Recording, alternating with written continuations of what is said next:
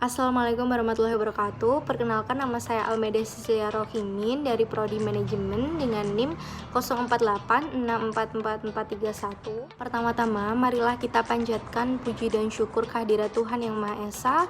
Atas izin dan nikmatnya kita bisa melaksanakan kegiatan presentasi pada tutorial online sesi 4 ini. Yang saya hormati Ibu dosen, Ibu Mustikawati Siregar, dan teman-teman mata kuliah yang saya sayangi. Pada kesempatan presentasi ini, saya akan membawakan materi tentang dampak COVID-19 terhadap perilaku konsumtif masyarakat di Indonesia. Sejak tahun 2020, pandemi COVID-19 telah menjadi wabah di seluruh dunia, dan banyaknya kasus yang ditimbulkan oleh virus ini membuat perubahan yang sangat signifikan, yaitu pada masyarakat Indonesia. Pemerintah telah menerapkan tindakan pencegahan seperti negara lain yang terkena dampak COVID-19, yaitu seperti social distancing, pemakaian masker, dan kebijakan bekerja dari rumah atau WFH, dan lain-lain. Anjuran pemerintah untuk tetap tinggal di rumah ini membuat segala aktivitas menjadi terhambat. Namun, semakin canggihnya teknologi di zaman sekarang membuat hambatan tersebut dapat teratasi. Meskipun tidak 100% teratasi, namun hampir semua aktivitas dapat dilakukan di rumah berkat bantuan teknologi. Hampir semua gaya hidup masyarakat menjadi berubah semenjak virus ini timbul, seperti belajar, bekerja, berkomunikasi, bahkan berbelanja kini dapat dilakukan dari rumah dengan menggunakan smartphone dengan fitur online. Jika dikaitkan dengan ekonomi, maka perubahan gaya hidup dalam berbelanja online adalah contoh nyata yang paling sesuai. Sebelum COVID-19, e-commerce hanyalah sebuah pilihan. Namun, pada masa pandemi kini, berbelanja online di e-commerce telah menjadi tren khususnya di kalangan masyarakat Indonesia. Pada tahun 2020, BPS telah melakukan survei sosial demografi terhadap COVID-19 dan salah satu hal yang dibahas adalah perilaku berbelanja online.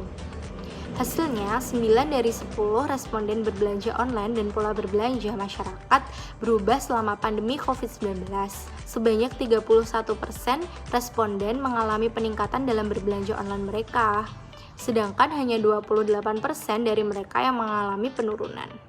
Dilansir dari Bank DBS pada September 2020, tim riset Bank DBS Indonesia juga melakukan survei yang melibatkan lebih dari 500 responden di Pulau Jawa, termasuk Jakarta dan beberapa daerah kecil di luar Pulau Jawa. Responden itu berjudul Indonesia Competition Basket. Survei menemukan bahwa jumlah pelanggan e-commerce di Indonesia naik menjadi 66% setelah pandemi COVID-19 melanda negara sebagai dampak langsung dari pembatasan sosial berskala besar atau PSBB.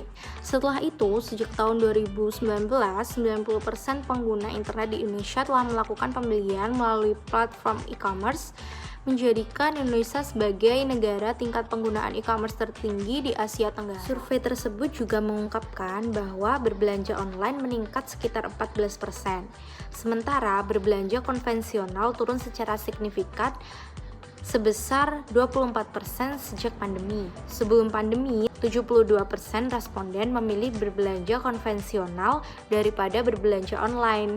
Menurut sebuah laporan oleh Ritzer, nilai pemasaran bruto GMV e-commerce Indonesia meningkat menjadi 10 miliar US dollar pada kuartal kedua tahun 2020 karena orang-orang beralih ke platform online untuk membeli kebutuhan sehari-hari seperti produk kecantikan dan produk makanan. Lalu, hal ini juga menyebabkan aktivitas di pasar tradisional anjlok menjadi 30% dari 52%. Namun, terlepas dari itu semua, tren berbelanja online ini juga membawa dampak negatif, yaitu menjerumuskan masyarakat ke dalam perilaku konsumtif dan perilaku mengonsumsi secara berlebihan yang lebih mendahulukan keinginan mereka daripada kebutuhan, serta tidak ada skala prioritas atau juga dapat diartikan sebagai gaya hidup yang bermewah-mewah. Banyak sekali godaan dalam berperilaku konsumtif, terutama saat kita di rumah saja.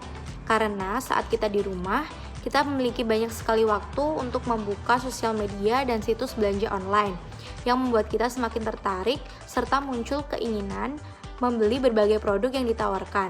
Dampak negatif dari perilaku konsumtif yaitu 1. Pola hidup yang boros karena orang akan membeli semua barang yang diinginkan tanpa memikirkan harga barang tersebut murah atau mahal barang tersebut, perlu atau tidaknya barang tersebut. 2. Mengurangi kesempatan untuk menabung, karena orang akan lebih banyak membelanjakan uangnya dibandingkan menyisihkan untuk ditabung. 3. Cenderung tidak memikirkan kebutuhan yang akan datang. Orang akan mengonsumsi lebih banyak barang pada saat sekarang tanpa berpikir kebutuhannya di masa yang akan datang. Pada masa pandemi COVID-19 sekarang ini, berbelanja secara online menjadi solusi yang tepat ketika akan membeli sesuatu. Meskipun demikian, konsumen dan masyarakat harus tetap bijak dalam berbelanja online agar terhindar dari perilaku konsumtif. Cara untuk menghindari perilaku konsumtif adalah dengan menerapkan skala prioritas, yaitu membedakan mana yang benar-benar menjadi kebutuhan dan mana yang hanya keinginan semata. Demikian video presentasi yang dapat saya sampaikan. Semoga materi yang saya bawakan dapat bermanfaat bagi teman-teman mata kuliah Bahasa Indonesia ini. Mohon maaf bila ada salah kata dari saya. Saya akhiri. Wassalamualaikum warahmatullahi wabarakatuh.